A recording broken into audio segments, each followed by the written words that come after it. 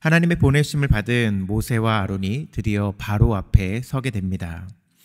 하나님께서 지시하신 대로 모세는 바로에게 하나님께 특별한 절기를 지키기 위해서 이스라엘 백성을 내보내 줄 것을 요구합니다.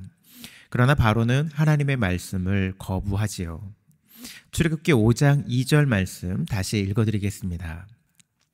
바로가 이르되 여호와가 누구이기에 내가 그의 목소리를 듣고 이스라엘을 보내겠느냐? 나는 여호와를 알지 못하니 이스라엘을 보내지 아니하리라. 바로는 여호와를 알지 못한다고, 모른다고 말하면서 이스라엘을 보내지 않겠다고 이야기합니다. 그런데 정말 바로가 여호와 하나님을 알지 못했을까요?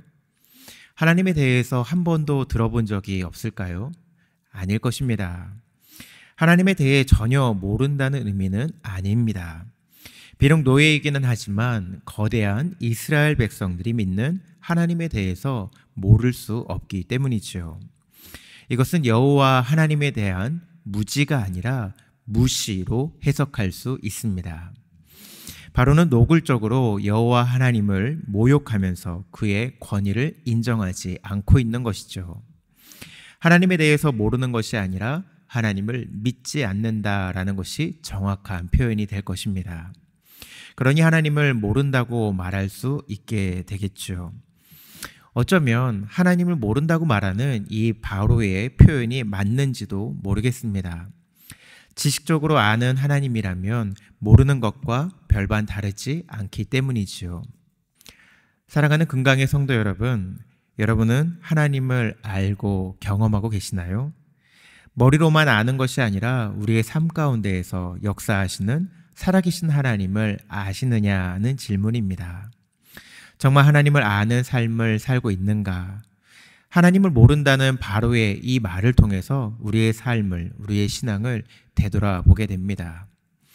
하나님을 알지 못하는 바로는 하나님의 절기를 지키겠다는 모세와 아론의 말에 백성들의 수고를 더 무겁게만 합니다.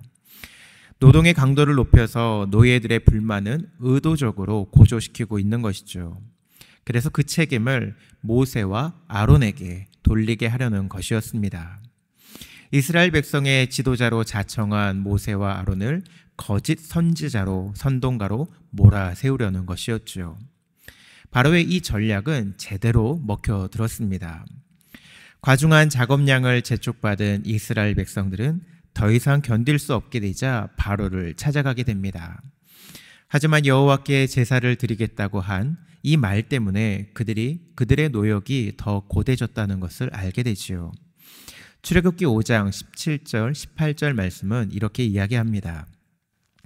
바로가 이르되 너희가 게으르다 게으르다 그러므로 너희가 이르기를 우리가 가서 여호와께 제사를 드리자 하는도다. 이제 가서 일하라. 짚은 너희에게 주지 않을지라도 벽돌은 너희가 수량대로 바칠지니라. 바로를 찾아가 절망적인 말만 듣고 나온 백성들은 모세와 아론을 향해 그들을 바라보는 시선이 달라집니다. 가만히 있었으면 됐을 것을 괜히 여호와께 제사 드린다고 했다가 바로 앞에 바로의 눈밖에 난 것에 대한 원망을 모세와 아론에게 쏟아붓고 있는 것이죠.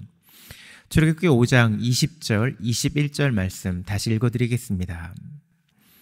그들이 바로를 떠나 나올 때에 모세와 아론이 길에 서 있는 것을 보고 그들에게 이르되 너희가 우리를 바로의 눈과 그의 신하의 눈에 미운 것이 되게 하고 그들의 손에 칼을 주어 우리를 죽이게 하는도다. 여호와는 너희를 살피시고 판단하시기를 원하노라. 아마도 이스라엘 백성이 처음에 모세를 보았을 때에는 자신들의 기도에 응답해 주신 하나님께 감사하며 찬양했을 것입니다. 노예로 힘들게 살아가는 자신들을 구원해 달라는 부르짖음에 하나님께서 구원자를 보내셨다고 희망에 들떠 있었을 것입니다. 그런데 그 기쁨도 감사도 잠시 그들에게 돌아온 것은 더 고된 노역이었습니다.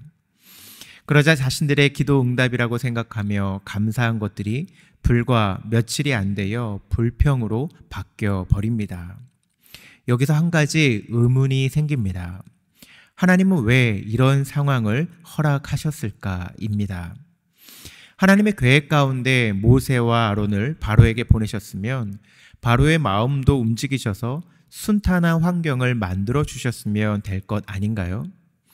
하나님은 충분히 그러실 수 있는 능력이 있으신 분이시니까요. 그런데 왜 하나님의 계획 속에 모세와 아론이 바로를 찾아갔음에도 바로의 마음이 돌이켜지지 않았을까요? 이러한 상황을 우리는 어떻게 이해해야 합니까? 이런 상황 속에서 하나님이 우리에게 원하시는 것은 무엇일까요? 그래서 오늘은 여러분에게 한 가지 질문을 드리며 말씀을 마무리하려고 합니다.